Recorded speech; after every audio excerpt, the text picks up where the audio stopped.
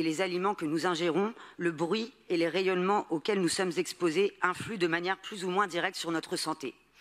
Alors cancer, obésité, diabète, troubles de la reproduction, maladies respiratoires, neurodégénératives ou cardiaques, face, vous le savez, à l'explosion des maladies chroniques qui sont liées à la pollution de notre environnement et ce qui pourrait bien être l'un des plus gros enjeux de notre siècle, nous, écologistes, souhaitons faire de la santé environnementale une priorité qui doit structurer l'ensemble des politiques publiques que nous menons. Une priorité qui, selon nous, aurait dû se traduire dans l'appellation de la nouvelle direction de la santé publique que nous saluons, mais qui, malgré nos demandes, n'a pas été renommée direction de la santé publique et environnementale.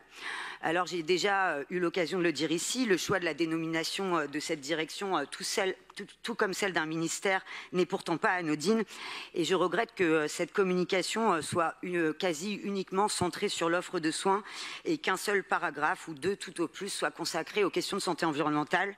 Mais j'entends, Madame la maire, comme vous l'avez souligné, que nous attendons l'acte 2 du futur plan parisien de santé environnementale, que nous attendons avec impatience, dont nous attendons les conclusions, notamment des assises. Et vous pourrez compter sur les écologistes pour être force de proposition.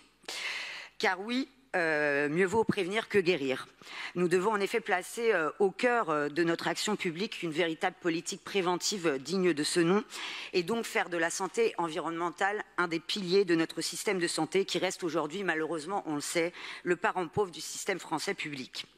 Et je connais l'engagement de notre ville, et notamment sous votre impulsion, Madame Souiris, pour mener une politique volontariste afin de réduire les sources de nuisances et de pollution, prévenir et diminuer les risques d'exposition des populations et protéger les générations futures.